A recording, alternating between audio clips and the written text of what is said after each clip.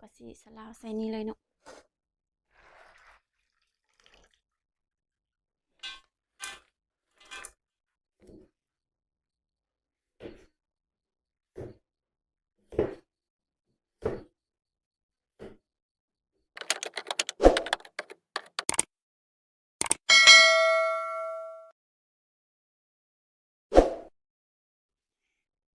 สบายดี FC ทุกคนเด้อแล้วก็สวัสดี FC ฝั่งไทยนำเด้อทุกคน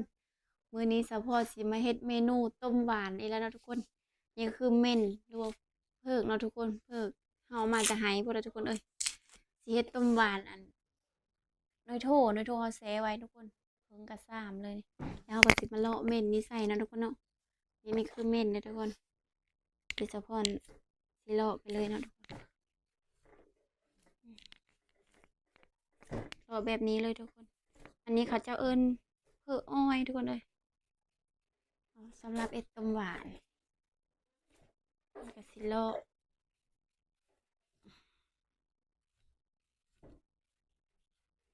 สะพอนใส่ซบมือทุกคนอันนั้นมันกัดอย่างมันกัด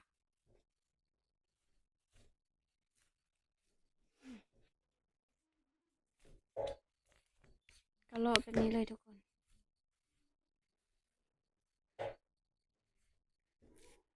ตอนนี้ก็ประมาณ7 โมงทุกคนกินข้าวแล้วสะพอนคิดอยากกินต้มหวานก็เลยต้มไว้กินตอนเช้านี่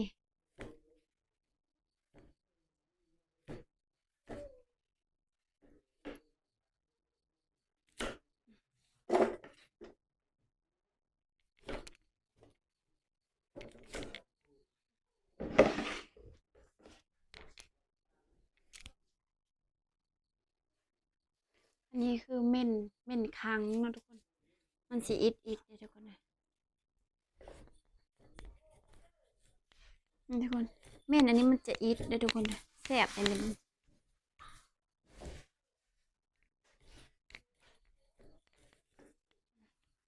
มันก็ทำการปอกเลยนะทุกคน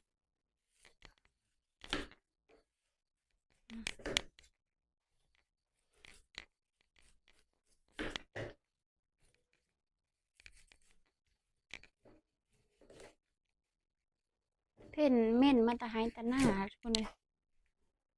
แล้วดูมันยามได้กินปีละเธอทุกคนเฮ็ดกิน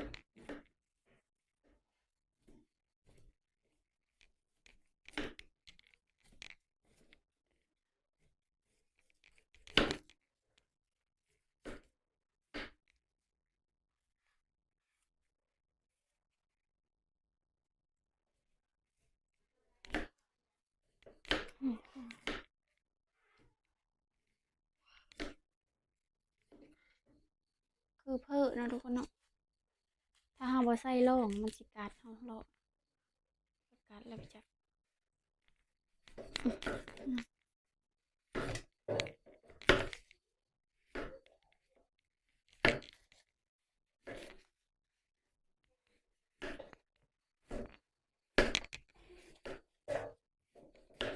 อืมเป็นแม่งว่าจักอันตัว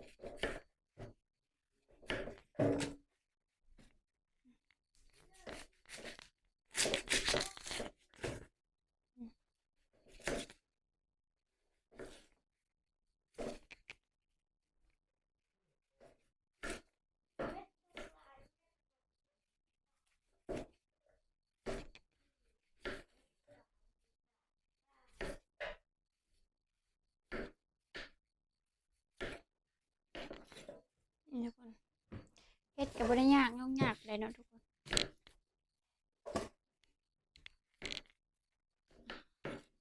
ติ่งต่างๆ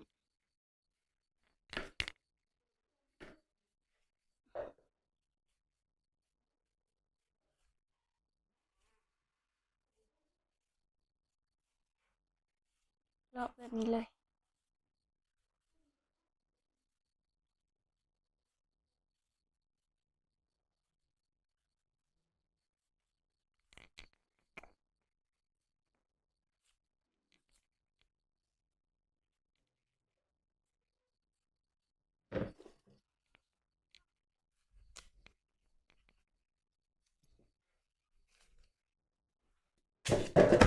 ทุกคนโหยาวๆเพื่ออันนี้นะสะพอนก็ยังไม่เคยกินเนาะเพื่อตัวนี้นะทุกคน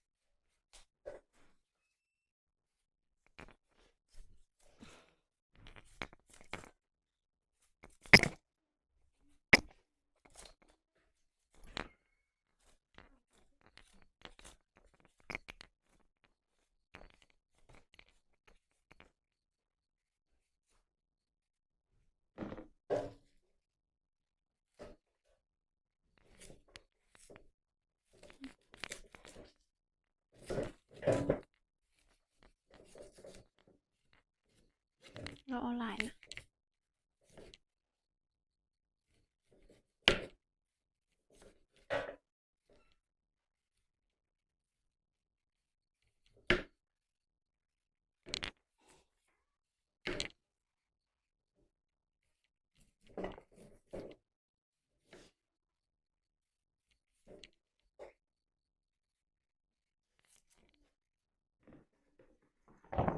นี่ทุกคนได้ประมาณนี้เนาะเพราะว่าเอาสิใส่อันในโทได้เนาะทุกคนก็เลยเอ็ดเอาบัวหลายในโทหลายเติมแล้วมันขุย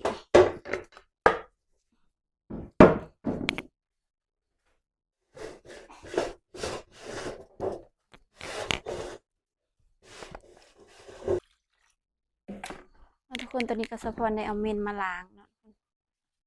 ล้างเอาดินมันออกแล้วสะพอนสีน้ำไปตัดเอาทุกคนตัดเป็นทอนทุกคนตอนนี้สะพอนก็ทำการหั่นอะไรก็ได้กรอบอะไรทุกคนนะ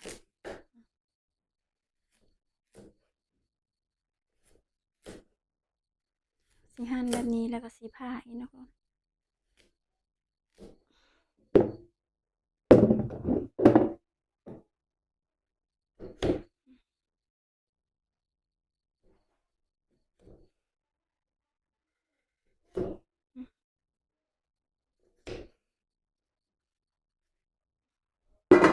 สีใส่หม้อเลย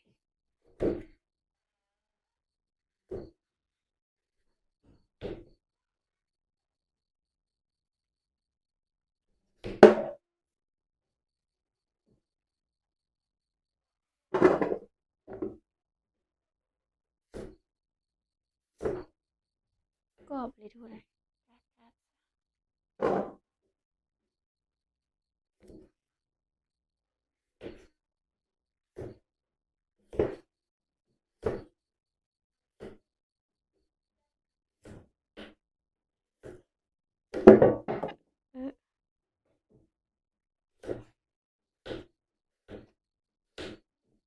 เอาก็สีหั่นเป็นตอนแบบนี้นะทุกคนเอาไปต้มแล้วโรยไว้นี่คือเพิ่มเนาะ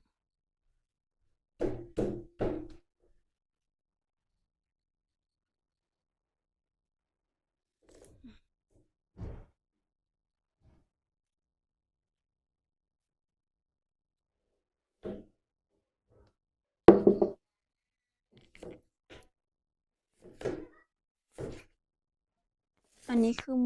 เม่นคังทุกคนบอกว่าแถวอื่นจะได้เนาะบ้านสะพอนเม่นคัง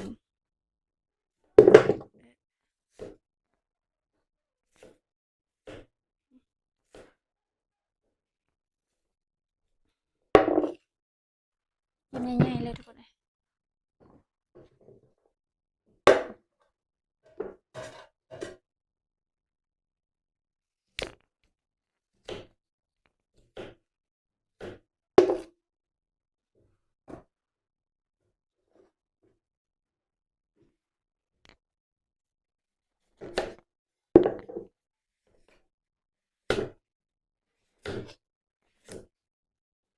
ตัดเป็นทอนเลยทุกคนเพื่อเอาไปต้มแล้วมันจังเปื่อยไว้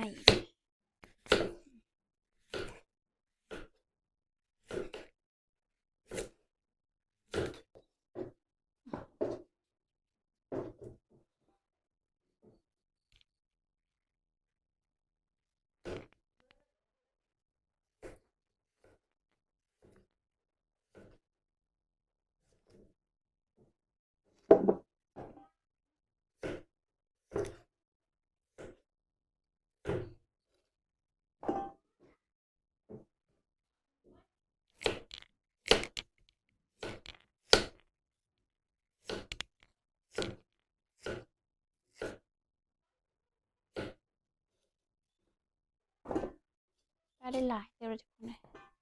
ใส่เนยโทอีกสิบเต็มหม้อบ่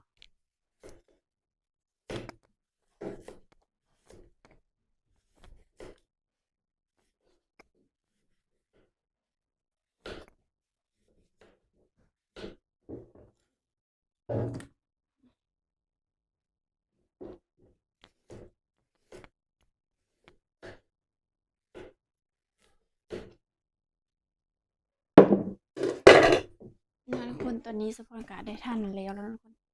กิมน้อยกิมใหญ่ปนกันทุกคนวันนี้สปอนสิไปต้มเอาน้ำใส่นะทุกคนแล้วก็สิต้มแล้วก็พอมันสุกแล้วก็ใส่น้ำตาลใส่น้ำกะทิอย่างนั้นทุกคนไปเบิ่งกันเลยทุกคนนี่ก็คือเนยโทนะทุกคนแบบนี้เลยทุกคนเนยโทอันยูไฮยูหน้าเราทุกคนเลยสปอนเสแล้วมันก็เลยคุยแบบนี้ทุกคนเลยเดี๋ยวเราก็สิสลาวใส่นี่เลยเนาะ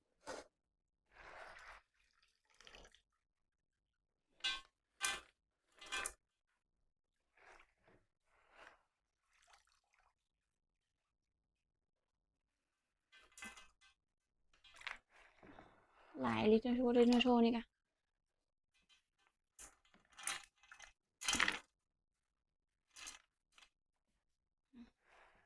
สปอนสิบ่ได้ใส่หมดนะทุกคนเลย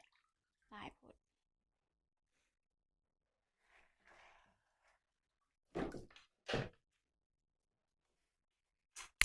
เต็มหม้อ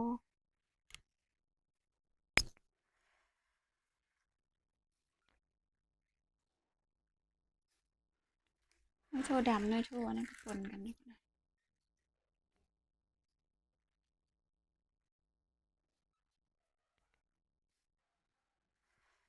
ใส่หมดใส่เนาะมันกระเทือนอันนั้นทุกคนตอนนี้ก็เฮากะได้ใส่เนยโทอย่างนั้นทุกคนเนาะสปอนสิอันต้มใส่หม้ออันสุกี้เนาะทุกคนเพราะว่าดึกละบ่ได้ดังไฟสปอนสิเอาน้ำมาใส่ก่อน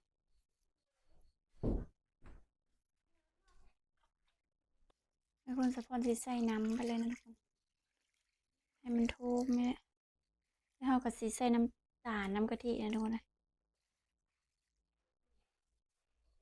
คนตอนนี้ก็เฮาก็เอาน้ำใส่แล้วทุกคนเนาะแล้วก็สปอนก็สิปิดฝาไปด้วยทุกคนอีกประมาณ10 นาทีทุกคนเลยสปอนก็สิได้มาขายแล้วก็สิใส่น้ำตาลหรือว่าแล้วก็น้ำกะทิเนาะทุกคนเนาะใส่อีกเทื่อนึงอีกประมาณ10 นาทีทุกคนอันนั้นทุกคนตอนนี้ก็ได้ประมาณ10 ปลายนาทีแล้วทุกคนเลยสปอนสิจอบมันก่อนแล้วก็สิใส่เครื่องปรุงเนาะทุกคนเพื่อใส่น้ำตาลก่อนนะทุกคน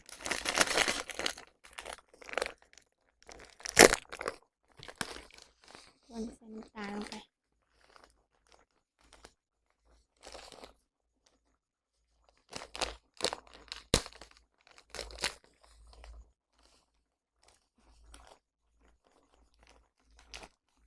ใส่หลายเสียบหลายทุกคน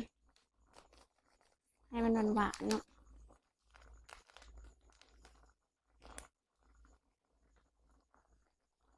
ใส่ประมาณนี้ก็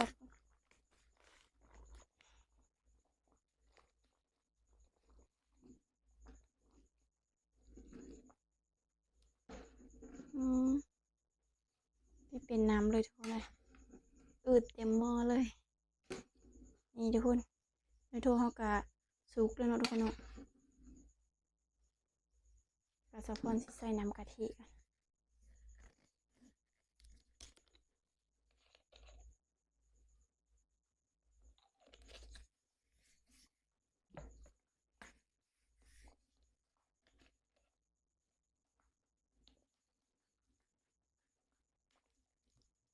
นี่คือน้ำกะทิมะพร้าวนะทุกคนงามไปเลย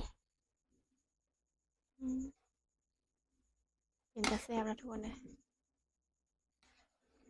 กินหวานที่สิตุ้ยแล้วเนาะทุก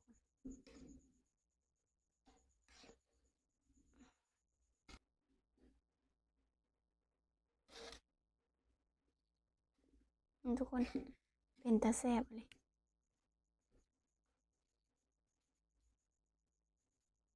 เดี๋ยวเอาสิอบให้มันพดโทแล้วก็สะพอนก็สิได้ปกเนาะทุกคนแล้วก็สิได้กินต้มหวาน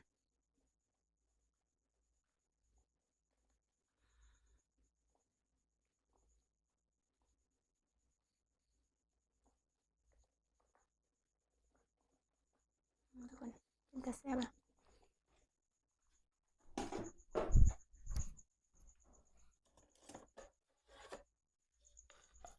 ลองชิมมันกัน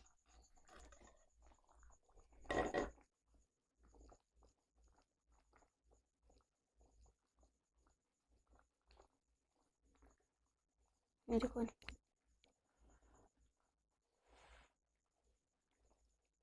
หอม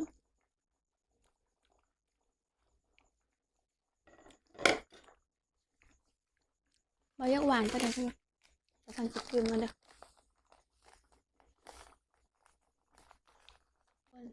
ตอนนี้กับต้มหวานเขาก็ได้ทีแล้วทุกคนสะพอนสิทอดไฟกันเนาะทุกคนเนาะเพราะว่าสุกละเปื่อยละทุกคนฮ้อนๆแบบนี้เลยจะแซ่บบ่ทุกคนมื้อเช้านี่ก็กล้ามเลยนี่ทุกคนจะกินในทุกคนเลยมาเด้อทุกคนสะพอนสิตักซิมก่อน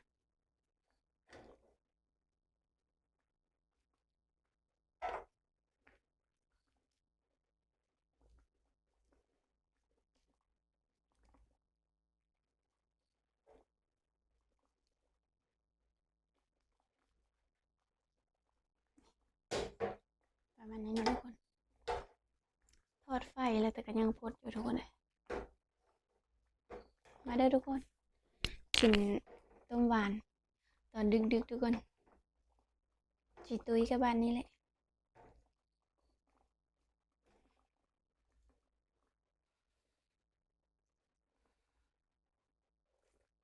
ยังฮ้อนอยู่ทุกคน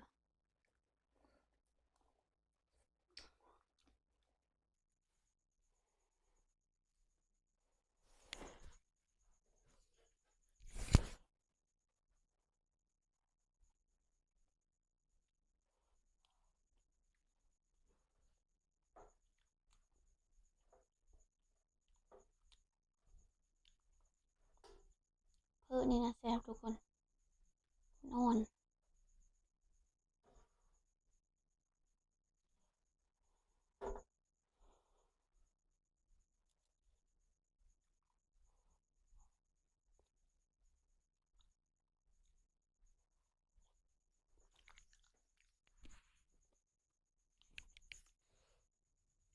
เลยทุกคนเลยเห็นคลิปตอนดึกๆกะขอโทษขออภัยเนาะทุกคนนี่ผู้ใจยากเนาะทุกคนเนาะเพราะว่าตอนเช้าหรือว่าตอนเที่ยงแล้วจะพอนบ่ได้ว่างทุกคนพาเฮ็ดเวทมันนี่ก็เลยเฮ็ดตอนค่ำกินเนาะทุกคนเพื่อสิเฮ็ดแล้วกะดึกแล้วทุกคนเลยตอนนี้ก็ได้รับเวลา9 10 โมงแล้วทุกคนเลยก็เลยได้กินดึกทุกคนมื้อนี้นะแต่พอนว่าสิเฮ็ดตอนกลางเว้นผัด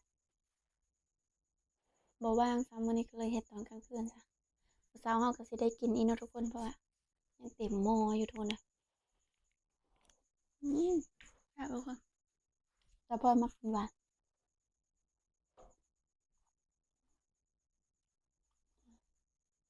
หวานได้มักโททุกคนเลยอืมฮ้อนอยู่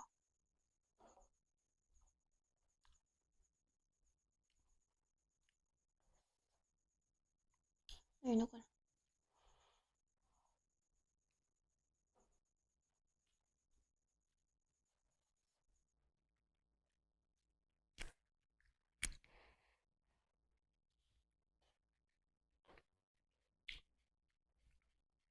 แซ่บทุกคนนะ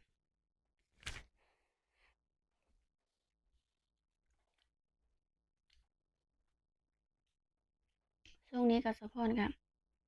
มื้อว่างมื้อบีว่างทุกคน สะพอนก็สิพยายามเฮ็ดคลิปเนาะทุกคน เพื่อให้ FC พี่น้องเฮาได้รับเบิ่งรับชมนำกันเนาะทุกคน ทุกคนสามารถคอมเมนต์ได้เด้อทุกคนสะพอนอ่านทุกคอมเมนต์ทุกคน มาลินมาชมนำสะพอนได้สะพอนสิเฮ็ดคลิปสิพยายามเฮ็ดคลิปทุกคนฝากทุกคนกดติดตามไว้เด้อทุกคน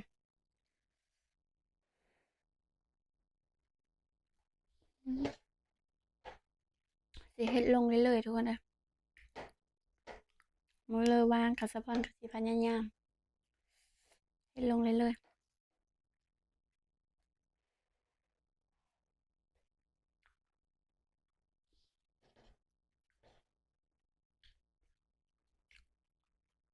ท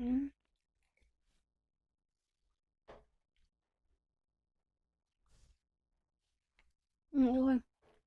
ตอนนี้ก็สะพอนอิ่มแล้วทุกคนเอ้ยกินบ่หมดซ้ำอันเนาะทุกคนสะพอนหลังจากสะพอนกินอิ่มแล้วสะพอนขอตัวไปนอนก่อนเนาะทุกคนเนาะตอนนี้ก็ดึกพอสมควรแล้วทุกคนเอ้ยฝากทุกคนเด้อกดไลค์กดแชร์กดติดตามสะพอนไว้เด้อทุกคนขอบใจสำหรับทุกคนเบิ่งแต่ต้นจนจบเนาะทุกคนคลิปนี้ก็จบเพียงเท่านี้เนาะทุกคนพบกันใหม่ในคลิปหน้าทุกคนเอ้ยบ๊ายบาย